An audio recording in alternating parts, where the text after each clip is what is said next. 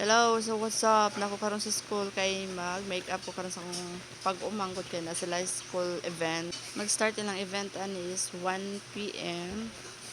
Tapos nag-start ko ani niya og makeup is 12 noon. So kinahanglan gid nga medyo dali-dali una ko akong lihok ani kay basig dili na siya makasugod sa ilahang event. So kani dinalian na gyud ni siya na fresh lang atake ani niya. Nag-apply lang ko ani niya og tinted sunscreen. Tapos powder, blush on eyeshadow, lipstick and eyebrow. Kana lang no, simple lang atong ilapat sa iyang mga makeup since bata pa iyang panit no, kasi irritate or dili pud siya kaangay. So munang simplihan ra nato. Kailangan lang ginato. Importante ani ang sunscreen kay grabe gid ka init ani nga time nga na sila event no. So karon na ako sa iyang eyeshadow, dinalian gid kay niya akong trabaho ani. Pero dili man yung dinalian nga mura na pud hinog. Wa na mao ang pagka-trabaho. Dinalian nga insakto pud kapag ka makeup. Di ka na po ko sa ako ang isa ka pag-umangkaw na ni sa higher level na atiman po sa iyahang kuan face para dili lang po kayo init pang panahon, init pang now. Pero bitaw no, kani hapit ako ani mahuman pa after ani mag-makeup ako na siyang ilisan kay para before na ko siya biyan sa school umana siya tanan sa iyahang kuan kinahanglanon. Dili man puding importante gyud nga grabe gyud ang makeup mura nagmurampas ang Victoria's Secret na kuan show. So simple lang gyud. Nana ko karon sa iyahang blush on using my Vice Cosmetics.